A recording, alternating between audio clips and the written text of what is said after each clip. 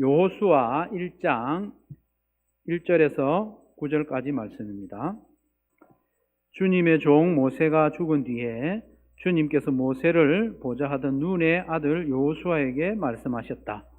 나의 종 모세가 죽었으니 이제 너는 이스라엘 자손 곧 모든 백성과 함께 일어나 요단강을 건너서 내가 그들에게 주는 땅으로 가거라. 내가 모세에게 말한 대로 너희 발바닥이 닿는 곳은 어디든지 내가 너희에게 주겠다. 광야에서부터 레바논까지 큰 강인 유프라테스 강에서부터 헷사람의 땅을 지나 서쪽의 지중해까지 모두 너희의 영토가 될 것이다. 네가 사는 날 동안 아무도 너희 앞길을 가로막지 못할 것이다. 내가 모세와 함께 하였던 것 같이 너와 함께하며 너를 떠나지 아니하며 버리지 아니하겠다. 굳세고 용감하여라. 내가 이 백성의 조상에게 주기로 맹세한 땅을 이 백성에게 유산으로 물려줄 사람이 바로 너다. 오직 너는 크게 용기를 내어 나의 종 모세가 너에게 지시한 모든 율법을 다 지키고 오른쪽으로나 왼쪽으로 치우치지 않도록 하여라. 그러면 네가 어디를 가든지 성공할 것이다. 이 율법책의 말씀을 늘 읽고 밤낮으로 그것을 공부하여 이 율법책에 쓰여진 대로 모든 것을 성심껏 실천하여라. 그래야면 내가 가는 길이 순조로울 것이며 네가 성공할 것이다. 내가 너에게 굳세고 용감하라고 명하지 않았느냐? 너는 두려워하거나 낙담하지 말아라. 네가 어디로 가든지 너의 주 나 하나님이 함께 있겠다. 아멘. 2025년 시작하는 우리에게 여호수아 1장의 말씀을 주시니 너무나도 감사합니다. 2025년을 시작하면서 두려운 마음도 있고 또 걱정도 있고 막막한 분들도 있을 겁니다.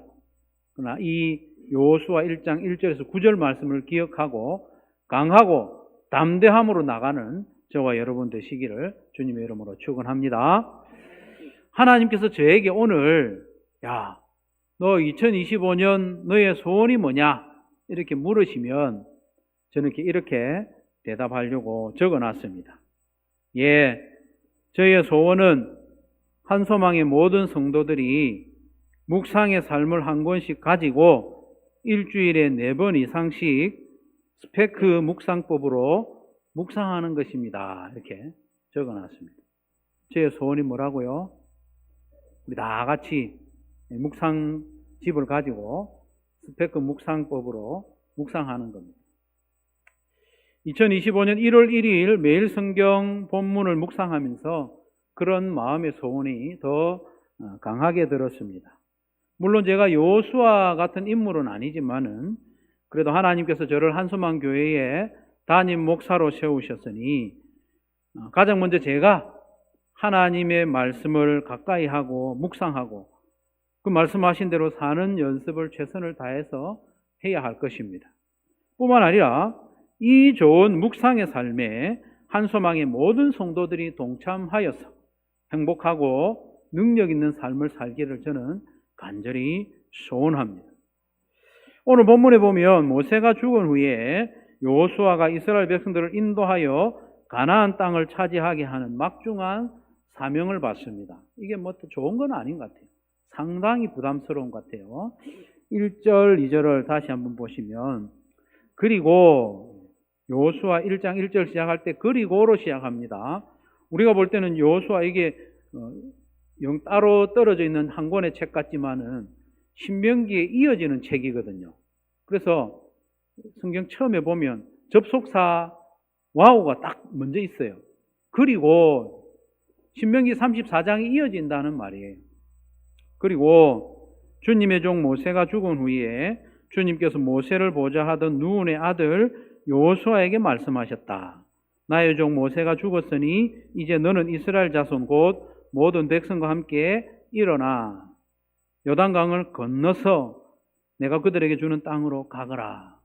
성경 읽을 때 동사를 중심으로 읽으면 내용 파악이 훨씬 좀 쉽습니다. 일어나 가라고 했는데 일어나서 가는 사이에 뭐가 있습니까?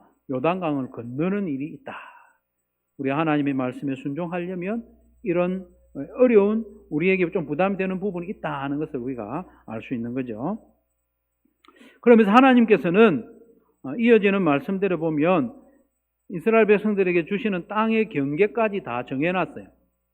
동서남북 경계를 다 정해놨어요. 남쪽은 네게브를 포함하여 광야에서부터, 여러분 성경에 보면 그렇게 설명이 되어 있습니다. 4절 처음에 보면 광야에서부터, 앞에 작은 괄호 2번이 되어 있죠. 그 밑에 설명에 보면 남쪽 경계에 되어 있습니다.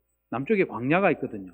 그 광야와 또 이렇게 영토의 경계에 네게브, 남쪽 지역이 네게브라는 뜻인데, 네게브에서부터 북쪽은 레바논, 동쪽은 큰 강 유프라테스 지경, 그리고 서쪽은 지중해까지로 경계를 다 정해 주셨어요. 여러분이 여호수아의 입장이라면 하나님이, 야, 너 오늘부터 이 백성들 이끌고 가나안 땅으로 가서 그 땅을 백성들에게 유산으로 나눠줘라, 이렇게 말씀하시면 마음이 어떨까요?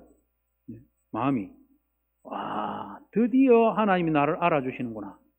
내가 40년 동안 모세의 보좌관으로 지냈는데 이제 내가 이스라엘의 지도자가 됐구나. 내가 멋지게 한번 지도자 해봐야지. 멋지게 한번 해봐야지. 모세보다 더 잘해봐야지. 이런 마음이 들겠습니까? 그런 마음이 드는 분도 있겠죠. 그런데 여호수아는요, 이 말을 직접 들은 여호수아는 걱정이 태산입니다. 걱정이 태산. 두려움이 밀려오는 거. 그리고 떨림, 걱정도 되고. 가나안 족속들이 강해서 걱정이 되기도 하지만 자기가 이끌어가야 할 백성들이 너무 오합지졸이기 때문에, 그냥 오합지졸이기만 해도 다행인데 수시로 원망하거든요. 그렇게 위대한 지도자 모세가 이끌 때도 수시로 원망하고 돌을 들고 막 던져서 죽이려고 했던 그런 백성들이기 때문에 이 말씀을 들은 여호수아로서는 한숨이 저절로 나옵니다. 걱정이 태산입니다. 그래서 하나님께서는 여호수아에게 거듭하시는 말씀이 뭡니까? 굳세어라. 용기를 내어라. 너는 크게 용기를 내어라. 굳세고 용감하여라. 두려워하거나 낙담하지 말아라. 6절, 7절, 9절에 계속 말씀합니다. 하나님이 계속 이렇게 말씀하시는 것은 여호수아가 그만큼 두려워하고 있다는 증거죠. 그러면서 하나님이 약속하십니다. 내가 너와 함께 하겠다. 약속을 하시는 거예요. 그래서 여호수아는 하나님이 함께 하시겠다는 그 약속으로 천군만마를 얻은 듯이 용기를 내는 거죠. 5절 말씀 같이 한번 읽어보겠습니다. 5절 시작.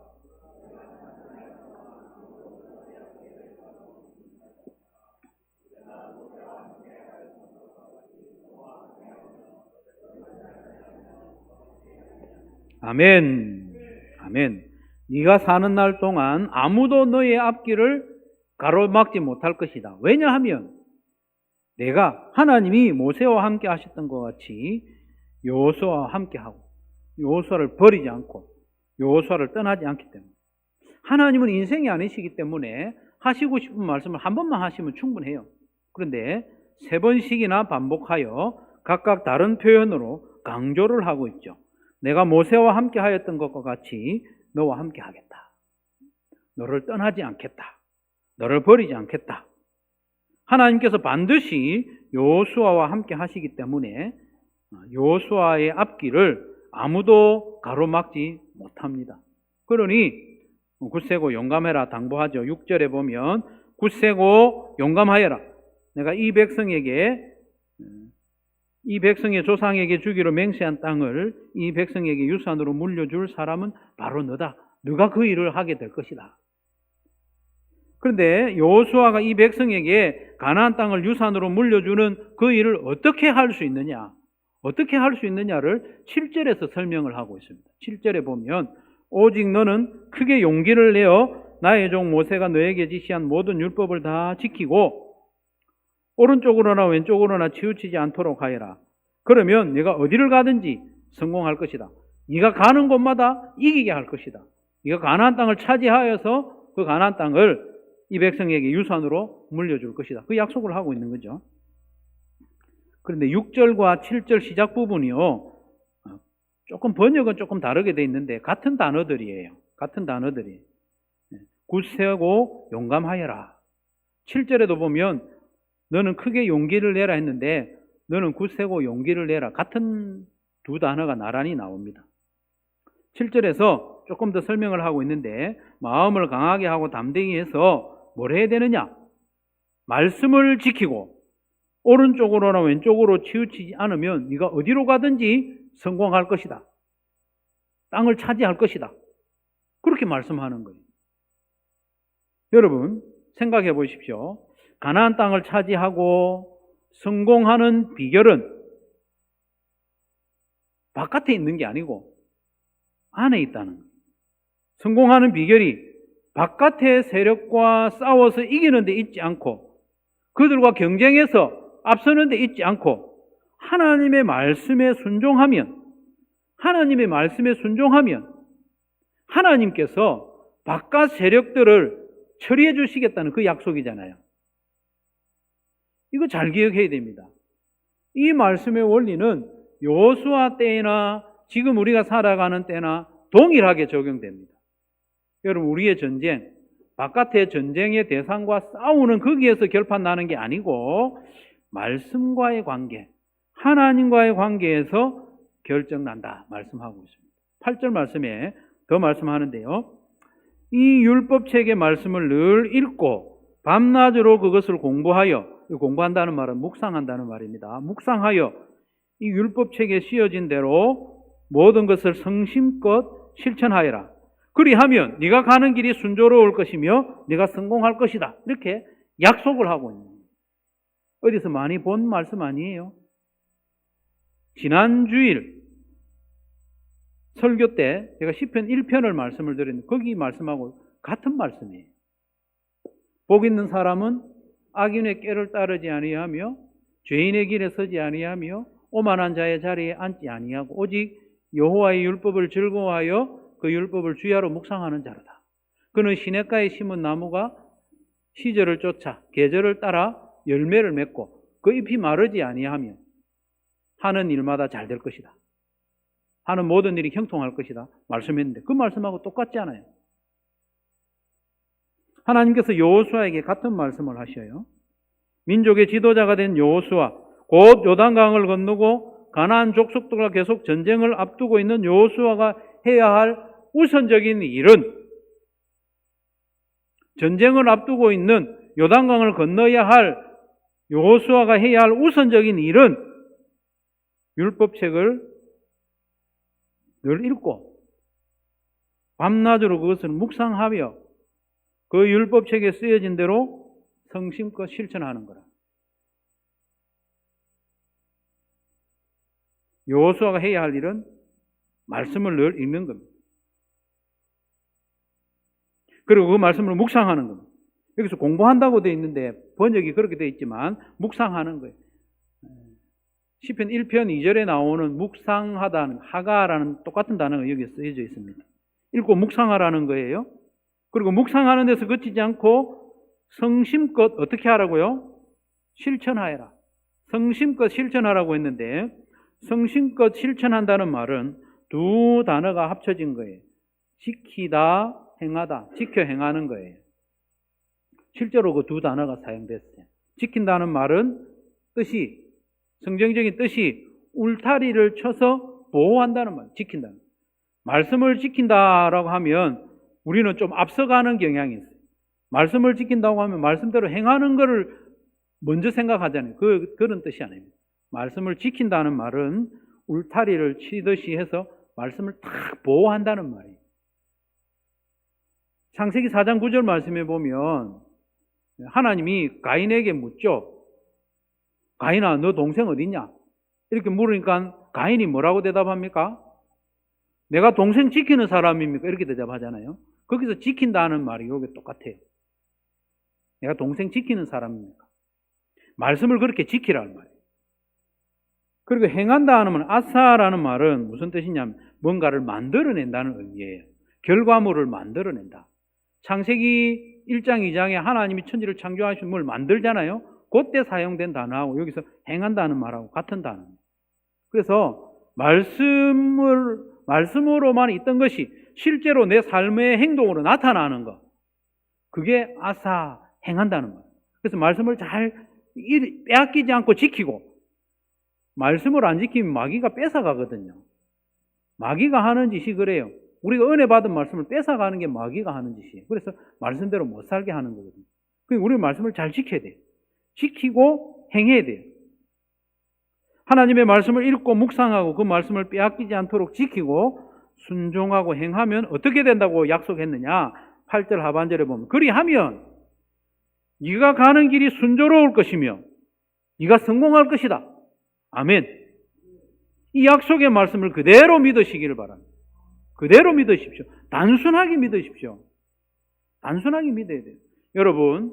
여러분 가는 길이 순조롭기를 원하십니까? 형통하기를 원하십니까?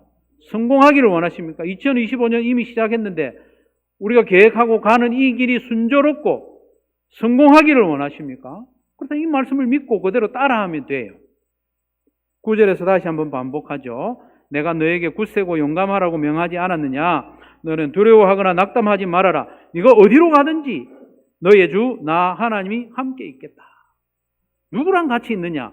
앞에 하신 말씀대로 순종하는 사람과 함께 하시죠. 이상하게 들릴 수 있습니다만은 우리가 가는 길이 형통하고 우리가 하는 이 성공하는 그 일은 우리 삶의 현장에서 결정되는 게 아니라는 거예요. 내가 얼마나 잘하느냐, 내가 얼마나 실력을 발휘하느냐, 거기에서 결정되는 게 아니라는 것을 말씀하고 있죠. 모든 것은 하나님과의 관계에서 결정된다는 것을 여러분 믿으시기를 바랍니다. 하나님이 함께 하시기만 하면 가는 길이 형통하고 하는 일이 성공할 줄로 믿으시기를 바랍니다. 하나님이 함께 하시면 잘 되는 거예요. 하나님이 함께 하시지 않으면 내가 아무리 열심히 잘해봐도 안 되는 거예요. 하나님이 도와주시면 되는 겁니다. 여호수아 1장에서 그 말씀을 하고 있지 않습니까? 하나님은 우리와 차원이 다른 분입니다. 하나님은 인생이 아니에요. 하나님은 천지를 창조하신 전능하신 분이십니다. 시간도 하나님이 만드셨어요. 공간도 하나님이 만드셨어요. 그래서 시공간 안에서 일어나는 모든 일은 하나님의 손에 달려 있습니다. 우리 손에 달려 있는 게 아니에요. 우리는 늘 시간이 부족하고 촉박하다고 걱정합니다. 우리는 시간이 부족해요. 뭘 하는데 자꾸 시간이 부족하고. 그러나 하나님께는 그렇지 않습니다. 하나님은 우리가 경험하는 시간과 공간에 제한되는 분이 아닙니다. 하나님께는 천년이 하루 같고 하루가 천년 같습니다.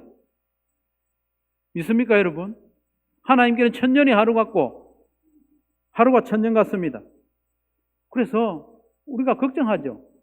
야, 내가 매일 하루를 시작하면서 하나님 말씀 읽고 후다닥 읽고 지나가는 것도 아니고 그걸 되뇌이고 묵상하고 그 말씀으로 하나님과 교제하고 그 말씀을 지켜서 행하고 순종하고 그렇게 하는데 내 시간 많이 쓰고 내 에너지 신경 많이 쓰고 그렇게 하면 내일은 어떻게 되는가? 내가 해야 될 일 잘할 수 있을까? 싶은 생각과 걱정이 들기도 하죠. 저도 그런 생각이 들어요. 우스운 이야기지만 내가 이 묵상하고 또 마음이 지키고 이렇게 하는데 시간 많이 쓰면 설교 준비하는데 시간이 부족할까 걱정하는 사람이 목사입니다. 웃기잖아요. 여러분도 좀 그럴 거라고 생각을 해요. 내가 하나님 말씀 읽고 묵상하고 이걸 안 뺏기려고 지키고 또 이걸 실천하려고 애를 쓰고 에너지 다 쓰고 하면 내가 해야 될 일을 언제 하지? 시간이 부족한 거 아닌가? 내 힘이 부족한 거 아닌가? 그런 걱정이 되지만은 그러나 하나님께는 시간이 무한하다는 것을 기억하십시오. 하나님은 시간을 초월하신 분이고 공간을 초월하신 분입니다. 하나님은 우리가 천년 동안 열심히 해도 못할 일을 1초 만에 하게 하실 수 있는 분이에요. 다시 한번요. 하나님은 우리가 열심히 죽을 똥 살 똥 천년 동안 열심히 해도 못할 것을 하나님은 우리가 1초 동안에 할 수 있도록 해주시는 분이에요. 이걸 믿어야 됩니다. 그러니 우리가 우선적으로 할 일은 뭐냐? 부지런히 전쟁 준비하는 게 아니에요.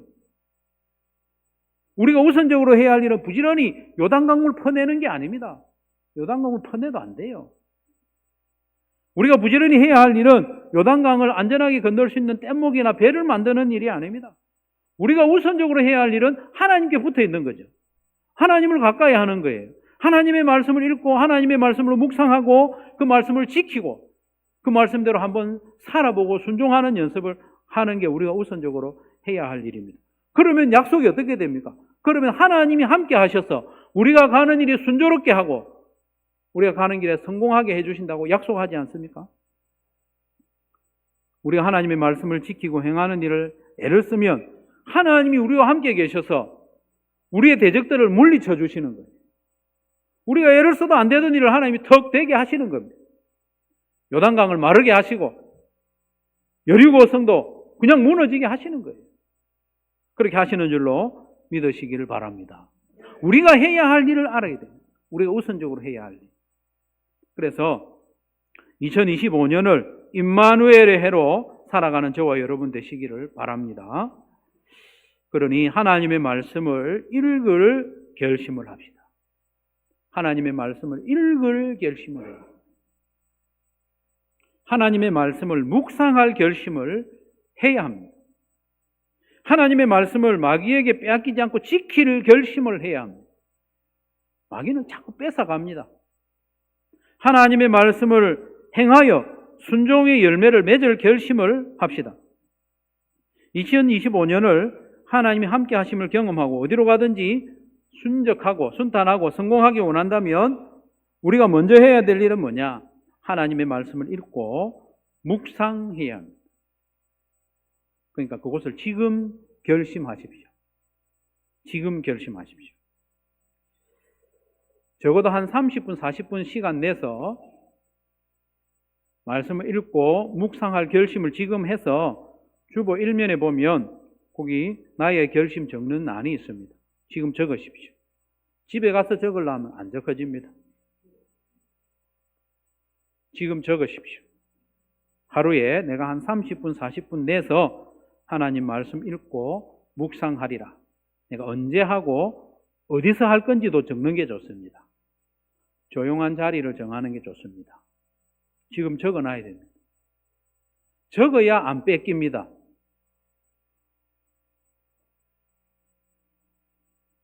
한 30분, 40분.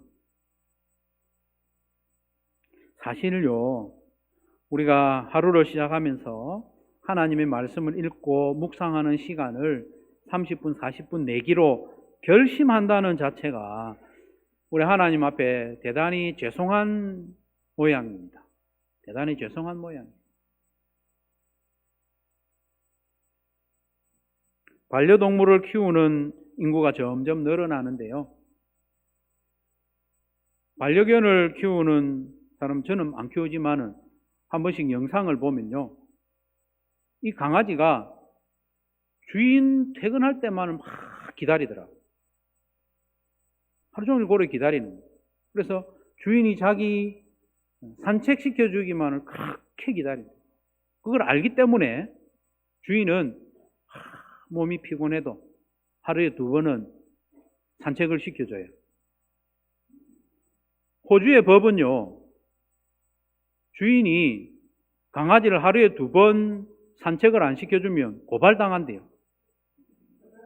법적으로 2번 꼭 의무적으로 강아지 산책을 시켜줘야 강아지를 키울 수 있는 자격을 준대요. 근데 고양이는 안 그래도 된대요. 강아지를 키우는 사람도요, 주인만 바라보면 그 강아지한테 미안해가지고 하루 2번 산책을 시켜줍니다. 우리 하나님도요, 사실은 우리를 늘 주목하고 계시는 거예요. 하루 살아가는 동안에 하나님 우리를 늘 바라보고 계시는데, 그래서 얘가 언제 내하고 시간을 가지는가 주목하고 계십니다. 목이 빠져라 보고 계십니다. 그런 하나님 앞에서 우리가 30분, 40분 결심을 해야 시간을 낼 수 있다는 것이 얼마나 숭고한 일인지 모르는 거예요. 여러분 30분, 40분 내셨죠? 내시면 지난 송구 영신 예배 때 말씀 소개했던 것처럼 이 묵상의 삶을 이 책을 활용을 이 책이 참 좋습니다. 활용하셔서 묵상을 깊이 할 수 있기를 권합니다.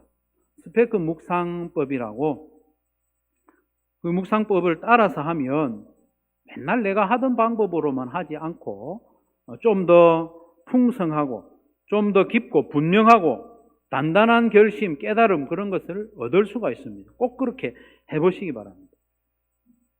본문을 읽기 전에 잠시 기도하는 거예요. 하나님, 이 말씀을 내가 좀 깨달을 수 있도록 도와주십시오. 기도하고 3번을 읽는데, 읽을 때 삼색 볼펜을 가지고 밑줄을 치기도 하고 동그라미를 치기도 하고 체크도 하고 연결시키기도 하고, 그렇게 하면서, 스페크가 얼룩이 덜룩이 전박이잖아요. 그렇게 낙서하면서 보라는 거예요. 3번 읽고 난 뒤에 기록할 수 있는 난이 있어요. 5칸이 있는데, 하나님, 내가 고백해야 할 죄가 있습니까? 여쭤보고, 생각나는 죄가 있으면 적는 거예요. 하나님, 내가 붙잡아야 할 약속이 이 본문 안에 있습니까? 약속이 있으면 그 약속도 적는 거예요.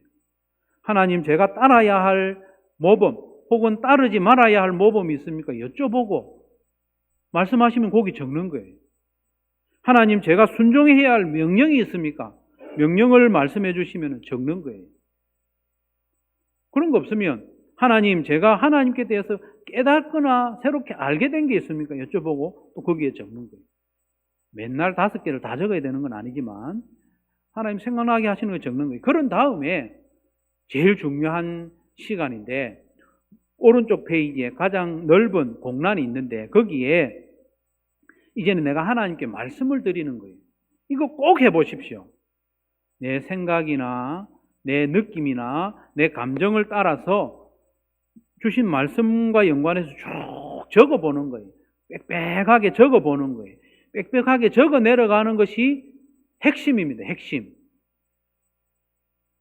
그렇게 써내려가는 중에 하나님과 깊은 교제가 이루어집니다. 내 마음을 하나님께 이야기할 수 있는 거거든요. 말로만 하는 거하고 질적으로 다릅니다. 써내려가 보십시오. 말이 안 되는 것 같지만은 써내려가 보십시오. 앞뒤가 안 맞아도 막 생각나는 것, 느낌 오는 것 다 적어 보십시오. 그러면 생각이 정리가 되고 마음이 정리가 되고 치유가 되고, 내가 이걸 하나님 앞에서 지켜야 되겠구나, 고쳐야 되겠구나, 더 깊이 알게 되는 거예요. 이렇게 기록하는 것이 빼앗기지 않도록 지키는 것하고 똑같습니다. 울타리를 치는 것하고 같아요. 기록하지 않으면 장담하건대 한나절도 지나지 않아서 마귀가 빼앗아갑니다. 빼앗아갑니다. 안 뺏기기 위해서 적는 거예요. 그렇게 적고 난 다음에 그 밑에 5번으로 적용하는 게 있어요. 간단하게 적용하면 됩니다. 그리고 분명하게 구체적으로 적용을 적는 거예요. 한 문장 정도를. 그 밑에 6번으로는 뭐가 있는가 하면, 지난 주일에 설교 말씀을 들으면서 결심한 거 있잖아요. 결심한 걸 다시 한번 간단하게 적고, 그 옆에는 실행률을 적어요. 실행률. 요일이 지나면서 실행률이 높아지면 좋겠죠. 그렇게 해야 됩니다. 안 그러면 주일 설교 말씀을 듣고 그냥 지나가는 거예요. 사실은 말씀 묵상이라고 하면 핵심이 주일 설교를 한 주간 묵상하는 거예요. 그걸 도와주는데 이 책이 도움이 됩니다. 그 밑에 보면 오늘 해야 할 중요한 일, 그리고 오늘 만나야 할 중요한 사람, 그리고 VIP와의 관계를 거기에 적도록 되어 있습니다. 그래서 5번, 6번, 7번을 가지고 기도하고 경건의 시간을 마치면 돼요. 여러분, 그렇게 기도하고 하루를 시작하면 힘이 넘칩니다. 담대해집니다. 지혜가 생깁니다. 일할 능력이 생겨요. 지금까지 막혀있던 일이 해결이 됩니다, 여러분. 많이 경험하는 바입니다. 꼭 그렇게 해보시기를 바랍니다.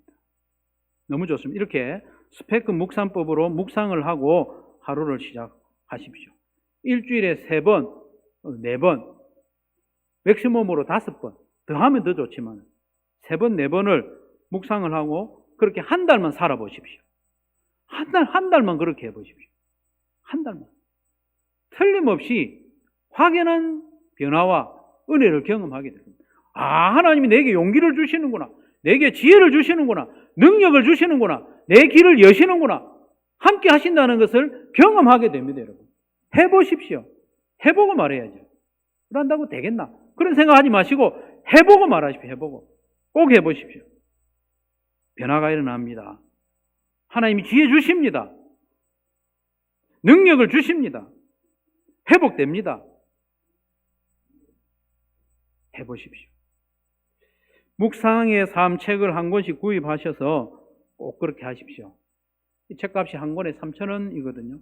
커피 한 잔 값도 안 됩니다. 꼭 한 권씩 구입하셔서 해보십시오. 해보십시오. 60, 70 되신 분도 얼마든지 할 수 있습니다. 지금까지 나름대로 해오셨겠죠. 말씀 읽고 묵상하는 걸 해오셨겠지만 이 방법대로 한 달만 해보십시오. 한 달만. 꼭 한 달만 해보십시오. 달라집니다. 달라집니다. 하나님과의 관계가 완전히 달라집니다. 완전히 달라집니다. 사람들과의 관계도 완전히 달라집니다. 한 달만 해보십시오. 여러분, 2025년에 여러분의 소원이 무엇입니까? 어떤 계획을 가지고 계십니까? 해결해야 할 어떤 큰 문제가 있습니까? 그 일에 덜컥 뛰어들기보다는 우선적으로 우리가 해야 할 일은 하나님의 말씀을 매일 읽고 그 말씀을 묵상하고 그 말씀을 지켜내고 그 말씀대로 살아내는 연습하는 것이 우리가 해야 할 우선적인 일이고 전부라고 할 수 있습니다. 그렇게 하면 어떻게 되느냐? 2025년 동안에 하나님이 우리와 함께 하십니다. 임마누엘 하십니다. 그걸 경험하게 됩니다. 하나님이 함께 하시고 여러분이 어디로 가든지 순조롭게 하시고 성공하게 해주실 줄로 믿습니다. 크게 용기를 내어 묵상하는 삶에 도전하는 저와 여러분 되시기를 주님의 이름으로 축원합니다.